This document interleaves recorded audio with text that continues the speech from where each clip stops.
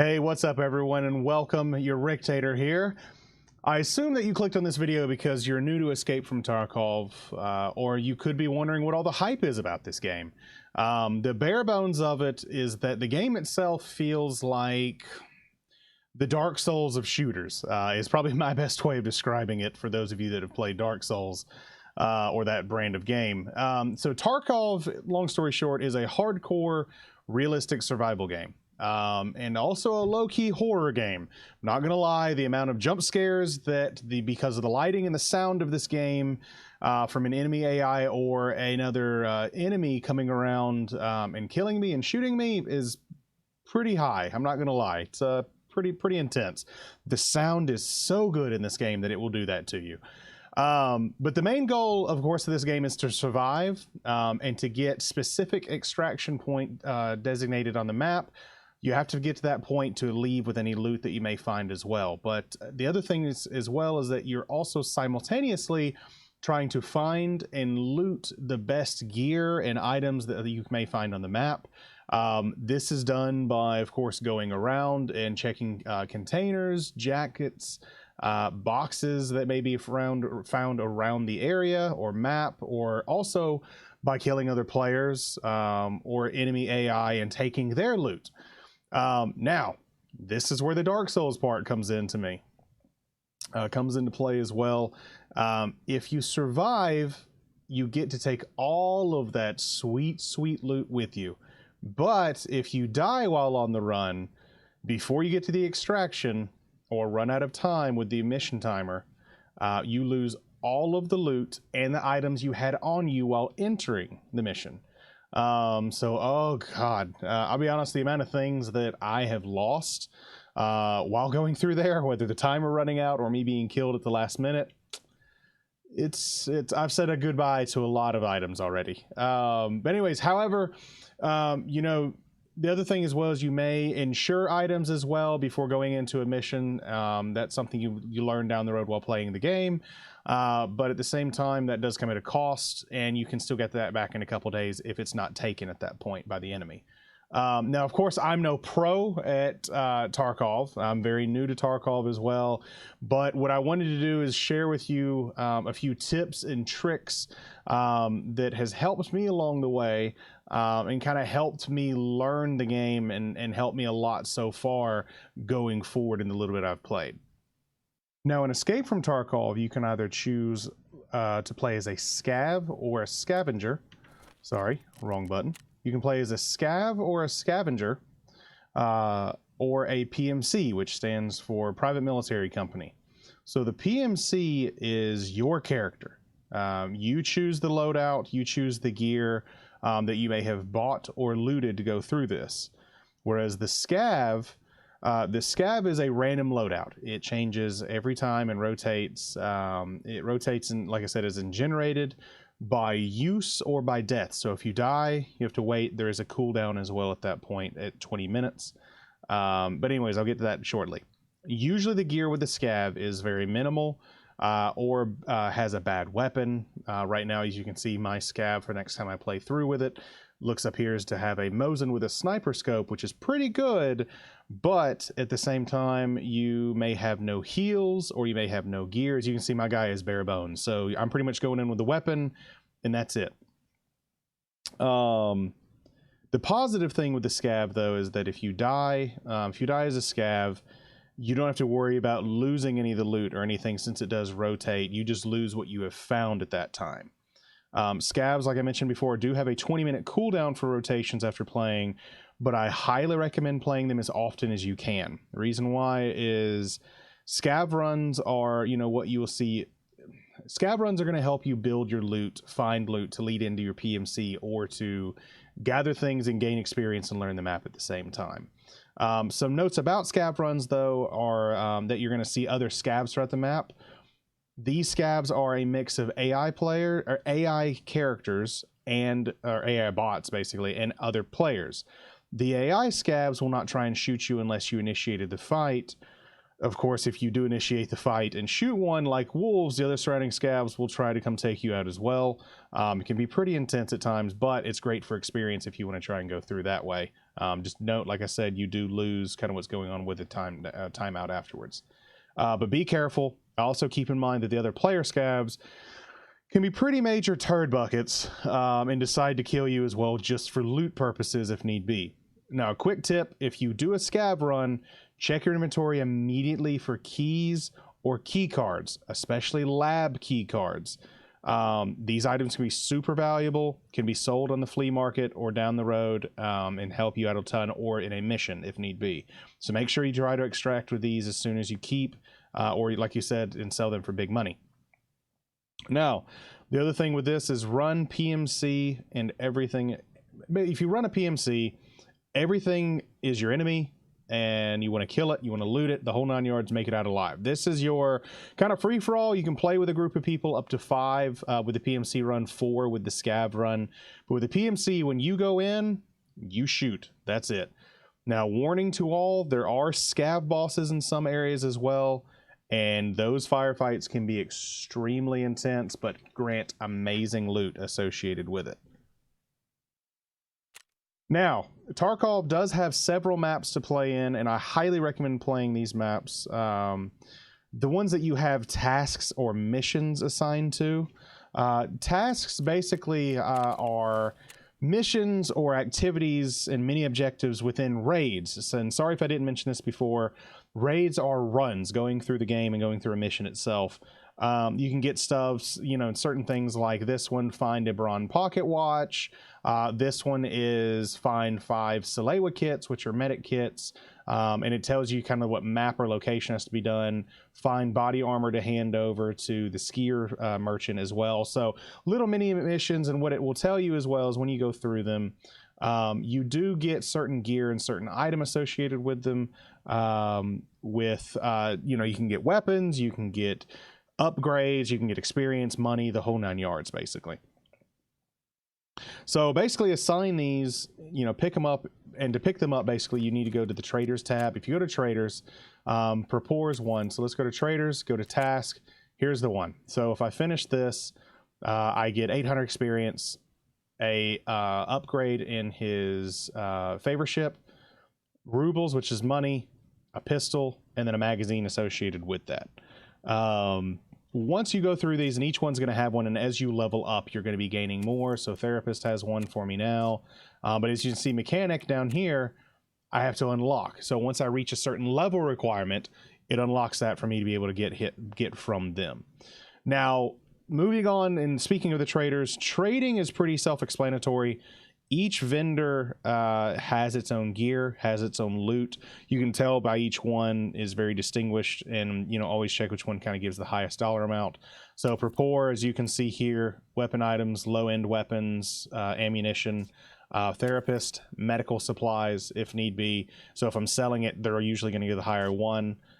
Fence is going to give a mix of higher end gear, higher end weapon stocks for you to build a weapon, ammunition, that kind of thing.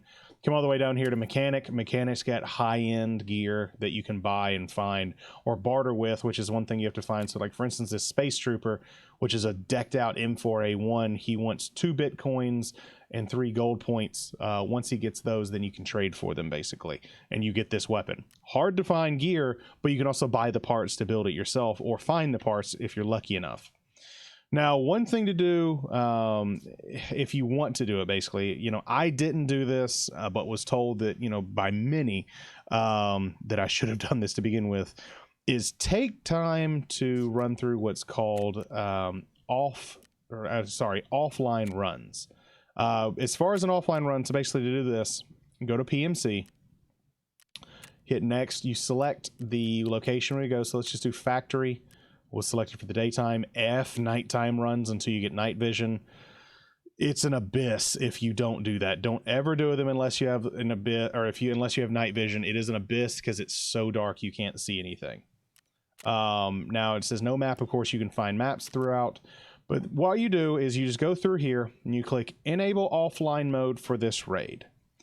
This means that you can take any gear you want with your PMC that you have equipped, and if you die, you won't lose the gear. But any loot you extract, you don't keep as well. And experience gained, you don't keep as well. But ultimately, apparently, what this is meant for is to help you learn maps, movements, gun recoil, keybinds, settings, anything that you may have changed recently. And it's a good way to learn. It's a good way to learn and to, you know, toggle the game around if need be.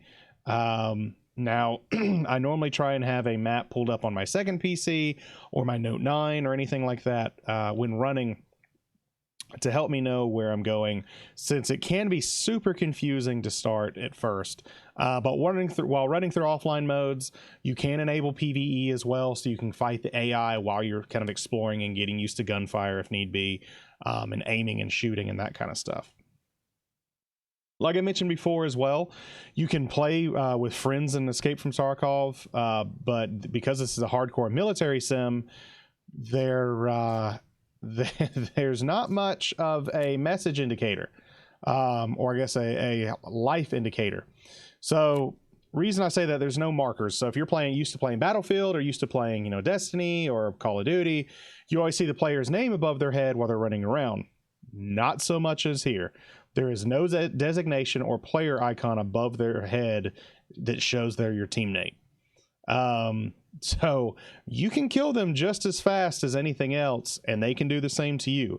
They can look just like the enemies, and so be careful. Communication's key when it comes to this. You can get armbands from the vendor Ragman. With the vendor itself at Ragman, you can buy, like I said, buy different armor slots, and not armor slots, I'm sorry, different bands. The bands can be color coded so you know if it's an opponent or if it's a friendly or not. Now, the other thing as well is that the quality of ammo that you use matters a lot within Tarkov.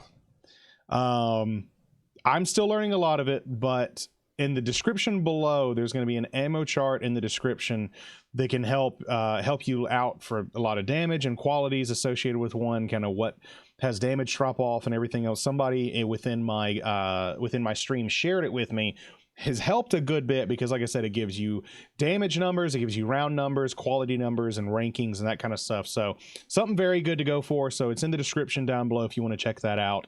But long story short, the cheaper the ammo, the less damage it does.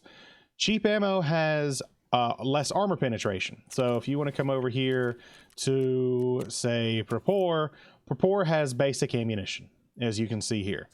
Now you come down here to Mechanic, has a little bit, you can't really tell what they are, but they're a little bit different going on. So like in my inventory here, I have basic ammunition all through here. Down at the bottom, I have ammunition through here, which is 5.49, 7.39, which is great recoil and high velocity.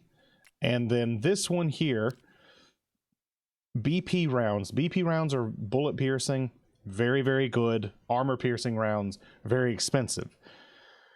The big thing is that, like I said, cheap ammo is less armor penetration and well, but the big thing is that you can buy a lot of these rounds. They're just expensive from the marketplace. But the thing is these rounds, and the cheaper the rounds, means that you could come across an enemy with a basic round that you have and unload a whole magazine into them, into their chest, and then they turn around and one tap you because of their ammo advantage and their armor advantage, of course. Now, speaking of ammo, there is nothing at all in the HUD that tells you kind of how much there is in your magazine. And there's a keybind that allows you to check the magazine and the ammo left. I believe it's Alt-T as the default that gives you the indication down at the bottom right. Now, I do want to show you kind of what this looks like as well, as I mentioned before. So with the ammo counter, there is nothing showing. There is no HUD, or as you can see, you see your timer up at the top right. But to check the ammo, so I hit T one time, it tells me full with the ammunition that I have. If I go through and fire for a little bit, I can check T again. It tells me what the round is in the chamber. Oh, it tells me I'm almost empty. So that means that I am pretty much SOL. If it starts to go low, I'm now empty. It's gone. So the button that I have, the one that I have, and I'll mention it later. I'm going to show you my keybinds as well. Made it a little bit simpler to run around, but this tells you there's, like I said, no indicator. It just tells you empty, half empty, almost empty, full. Like, it puts you where you need to be.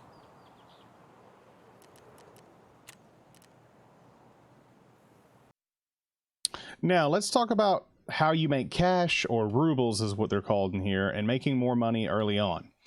So any weapon that you get and do not plan to use, so for instance, I'll just say this pistol, something simple and simple enough as a pistol at that point, make sure that, of course, you unload the magazine. So you right click and click unload. That unloads the mag. And then once you're done with that, you then right click the item and click disassemble. This kind of shows the depth that there is to this game, is how many parts there are and everything else associated with that. Now, you can sell these parts individually instead of selling the gun as a whole. Normally, best fit for trading and everything else is to go to Skier first, because he's going to give you a higher price on what parts can give you at that point. And then whatever you can't sell, as you can see, there's 2 pieces I can't sell to him. After that, you would need to go to mechanic, and the mechanic can buy those pieces as well for a higher price. Basically, this means that you're going to get a higher profit by selling the parts of the weapon that you're never going to use or not going to use, more so than actually selling the gun as a whole, which is a good way to make money early on. Now, the other thing, and I do apologize, as you can tell, I probably have not taken aim to a lot of it, is that inventory management. That is a big thing associated with this that we try and do, that I try and keep up as well. I love that pistol, by the way. It's a good pistol. Inventory management is a big thing. So to get here, you just go to character, and everything you see here on the right is your stash and all of your gear. It's basically like a vault. You can quick move some of the stuff here from the character to your bags or to your character itself, that kind of thing. The way to do that is that to click to the stash, you click Control left click. It goes back and forth real fast. Also a good way for fast looting if need be. To equip to your character, Alt left click, and back and forth as well.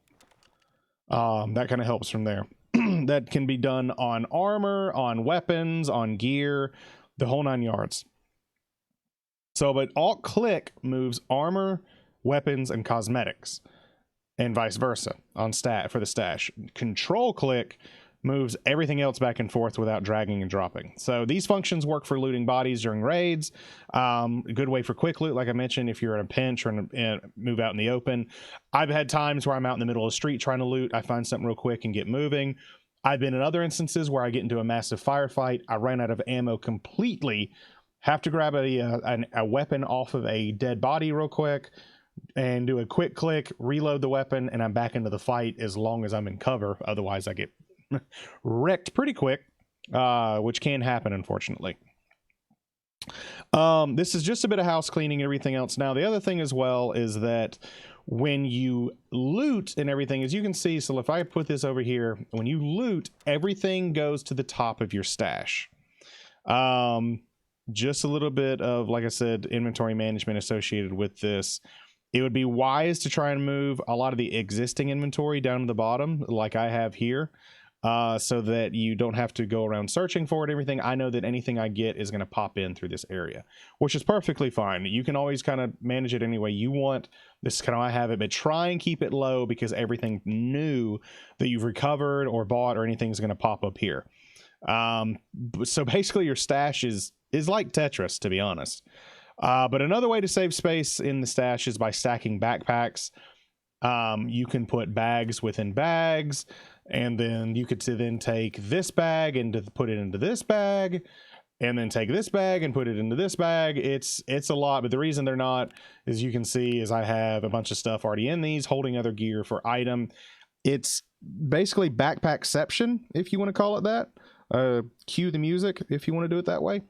But you can, like I said, you can take items and put them in the rigs, and then move that rig into a backpack, and then move that backpack to another bigger backpack, and so forth.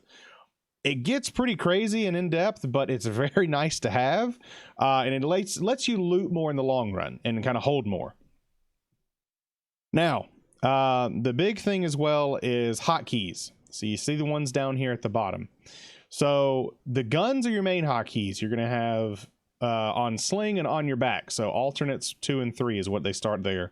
1 is always going to kind of be your pistol. 2, 3 are going to be your main 2. The way that you add other things to the hotkeys are basically highlight over the item itself. So for instance, I'm going to put this one here into my pocket, which is where they do have to be, and I'll hit 5. You hit the corresponding number that it needs to go to, and they have to be in your pocket, I believe, or on your tactical rig.